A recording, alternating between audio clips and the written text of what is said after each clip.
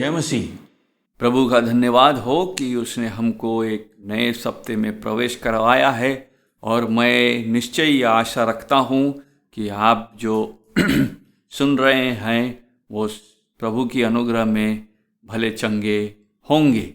आज हमारे अध्ययन के लिए हम चौथे अध्याय पहला पत्रस के चौथे अध्याय के 7 पद से आगे देखेंगे।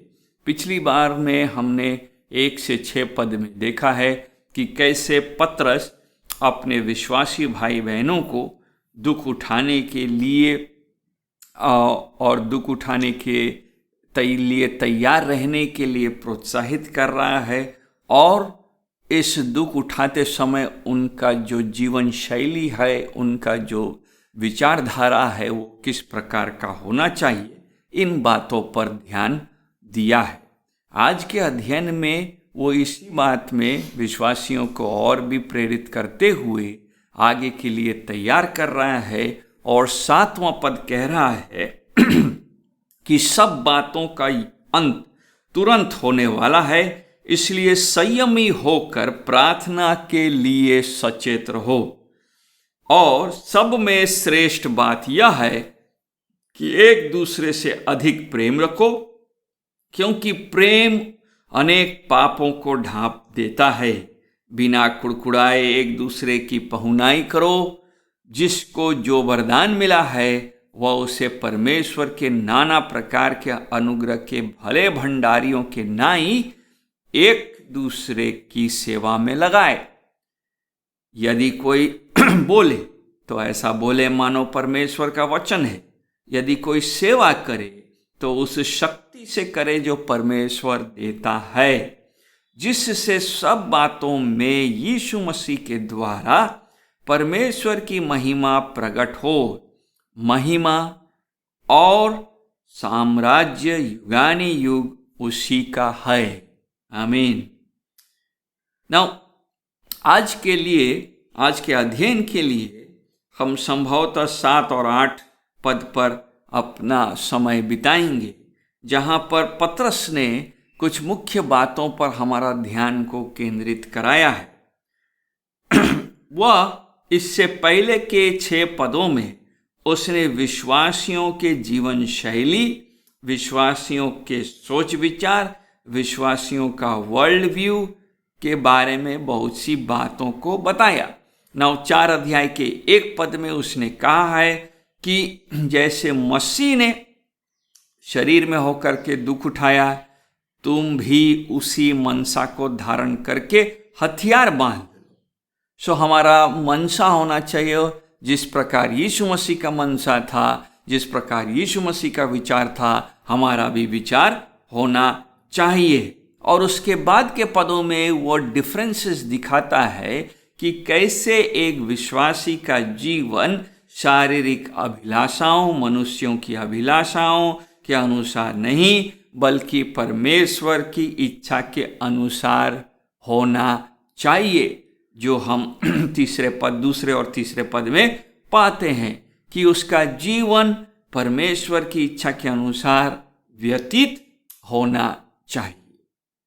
और क्या नहीं करना चाहिए ये हमको तीसरा पद बताता है। अभिलाषा में नहीं होना चाहिए, जीवन नहीं व्यतीत करना चाहिए, मतवालापन नहीं होना चाहिए, लीला क्रीड़ा में समय बिताने वाला नहीं होना चाहिए, इत्यादि बातें।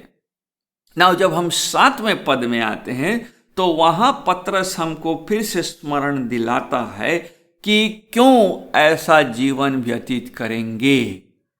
विश्वासी अनंत काल का जीवन जब पाता है, जब उस पर अनुग्रह होता है और परमेश्वर उसकी आंखों को खोलता है कि वह परमेश्वर के बलिदान को समझ और पश्चाताप के द्वारा स्वीकार कर सके और विश्वास कर सके, तो परमेश्वर उसको अनंत जीवन में अपने आगमन का भी खुलासा करता है कि उसका अनंत जीवन केवल इस बात पर में टिका हुआ नहीं है या इस बात में अंत नहीं होता कि वह एक भला जीवन व्यतीत करे, एक पवित्र जीवन व्यतीत करे, बल्कि इसके साथ भी जीवन व्यतीत करे कि न्यायी परमेश्वर राजाधिराज एक दिन फिर से आने वाला है कि वह हमारा न्याय, भले बुरों का न्याय और विश्वासी और अन्य जाति दोनों का न्याय करने के लिए आने वाला है।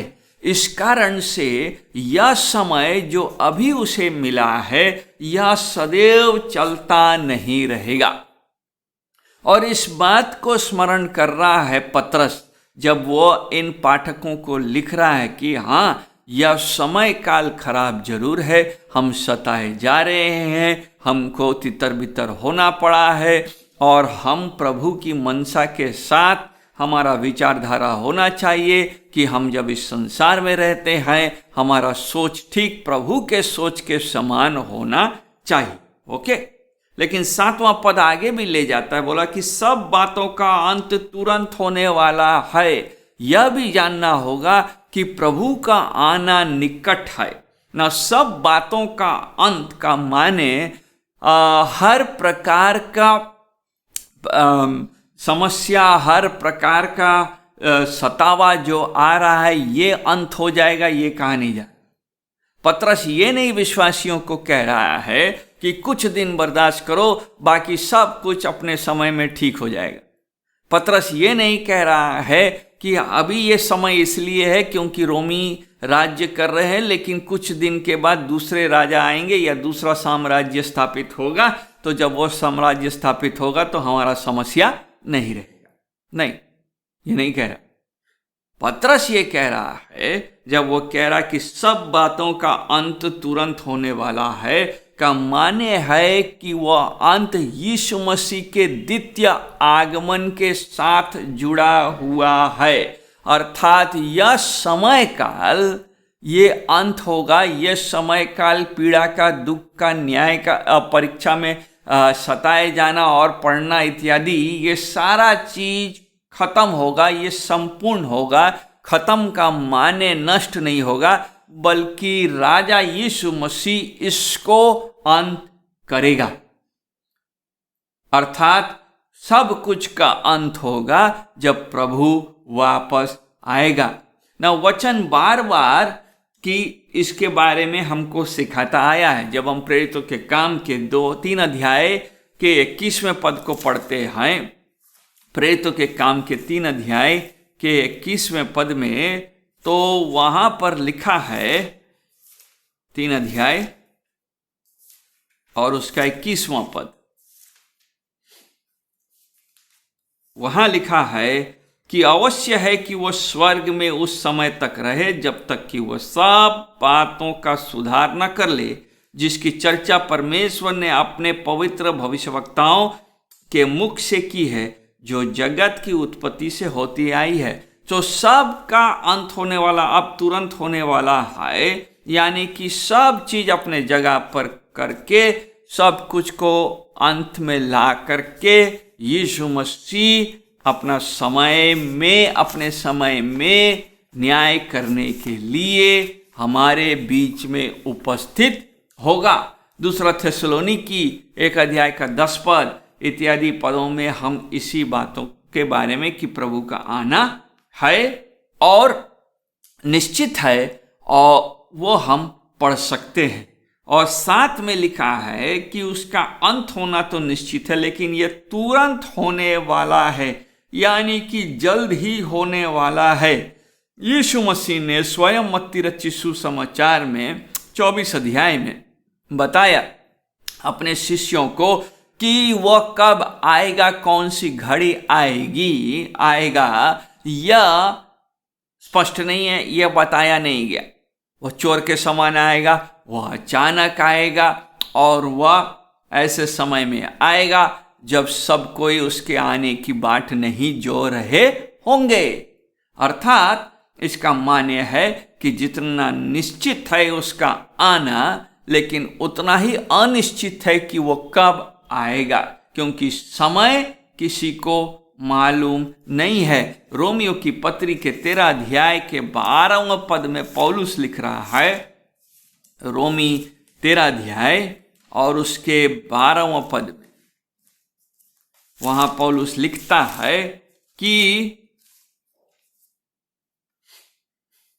रात बहुत बीत गई है, दिन निकलने पर है, इसलिए हम अंधकार के कामों को तज कर ज्योति के हथियार बांध लें।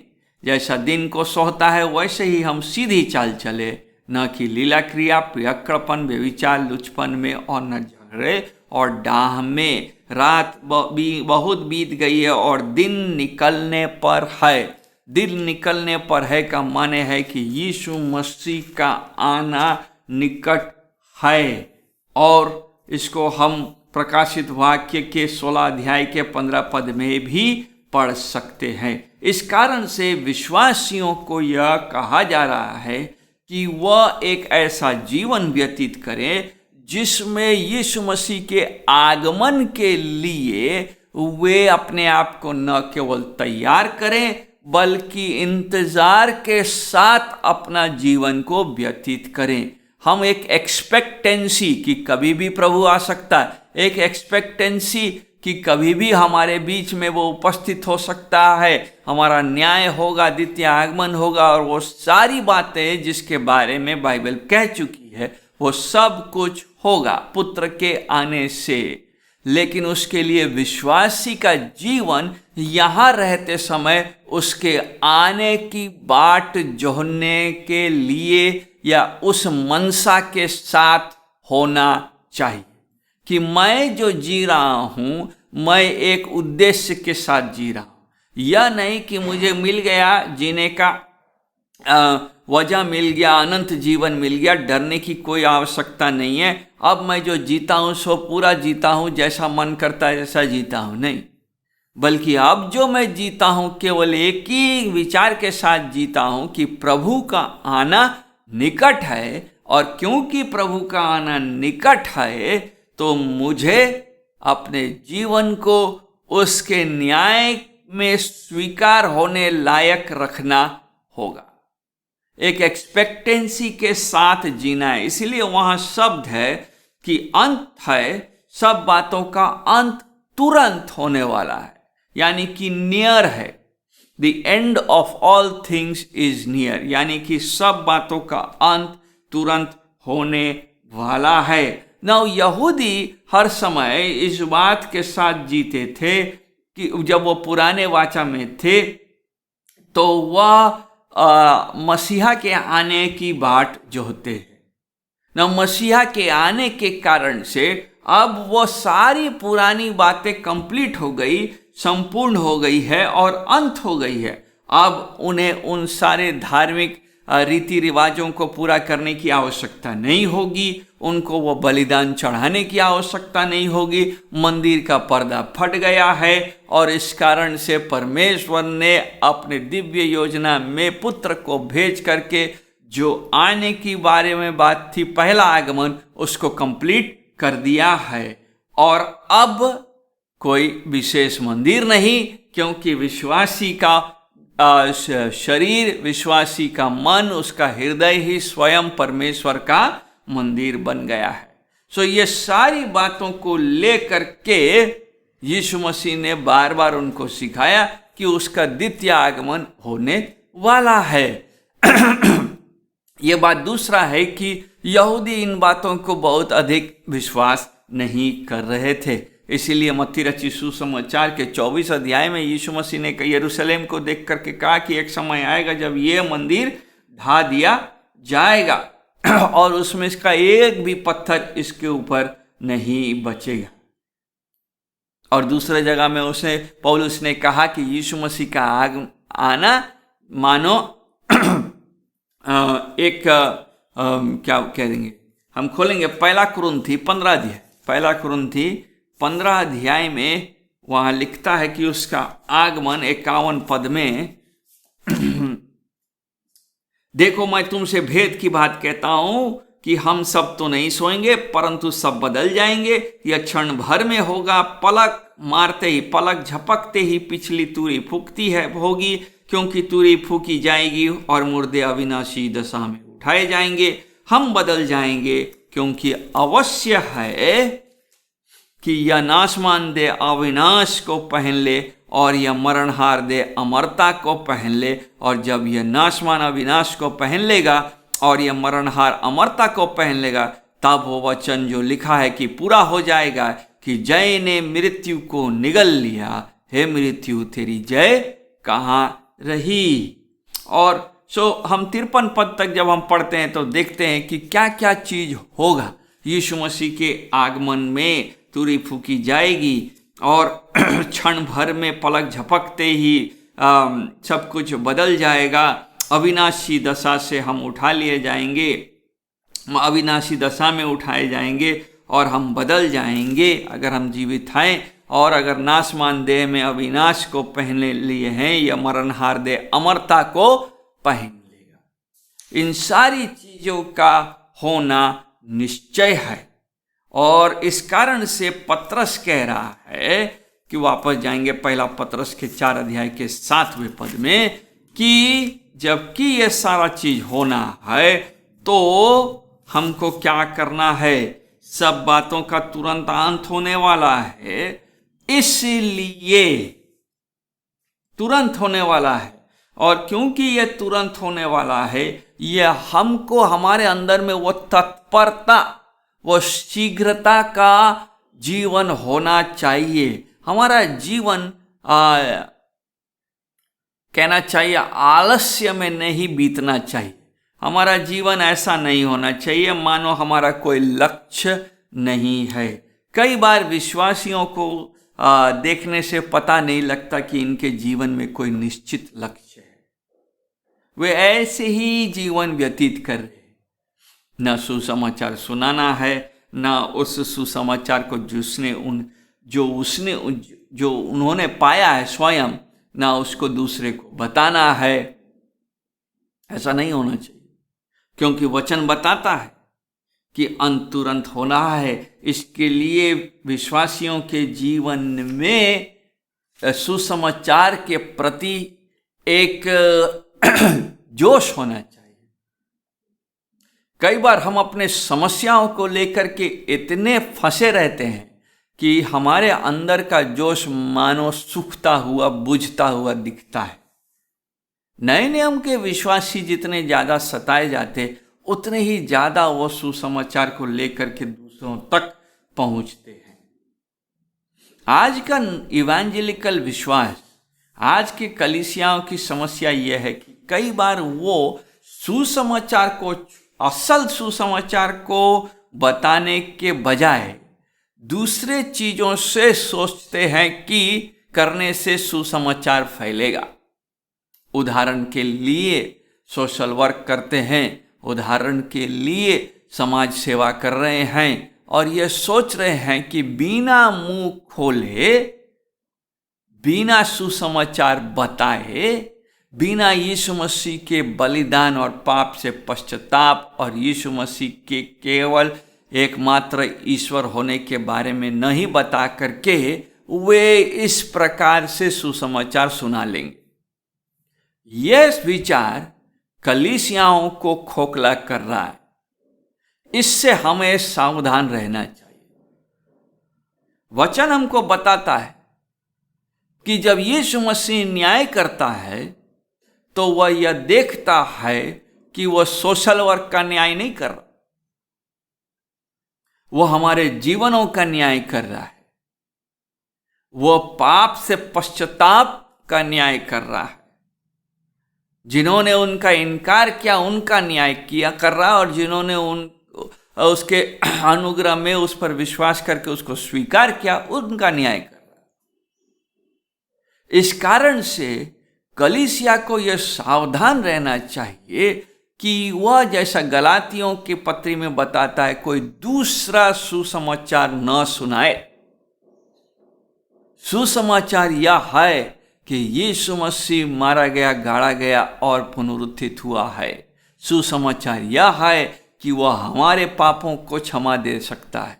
सुसमाचार यह है कि वह द्वितीय आगमन में हमारे न्याय के लिए फिर से आएगा। जो व्यक्ति इन बातों पर विश्वास करता है वही शिष्य है। वे जो अच्छा काम कर रहे हैं और अच्छे कामों को स्वीकार कर रहे हैं और ये सोच रहे हैं कि मैं सुसमाचार समझता हूं, वे शिष्य वास्तव में नहीं है। इस कारण से ऐसे समय में विश्वासियों को तैयारी की आवश्यकता है और तैयारी के लिए हमें समय देना होगा। जैसा इब्रानियों की पत्री में इब्रानी का लेखक हमको बताता है कि कैसे यीशु मसीह का आना अंत के दिन के लिए कितना महत्वपूर्ण है। हम खोलेंगे इब्रानी 9 अध्याय और उसके 26 से 28 पद तक। इब्रानियों की पत्री और उसका 9 अध्याय और 9 अध्याय में उसके 26वें पद में वो कह रहा है, देखिए लिखा है, नहीं तो जगत की उत्पत्ति से लेकर उसको बार बार दुख उठाना पड़ता, और अब युग के अंत में वह एक बार प्रकट हुआ ताकि अपने ही बलिदान के द्वारा पाप को दूर कर दे। यही सुसमाचार है।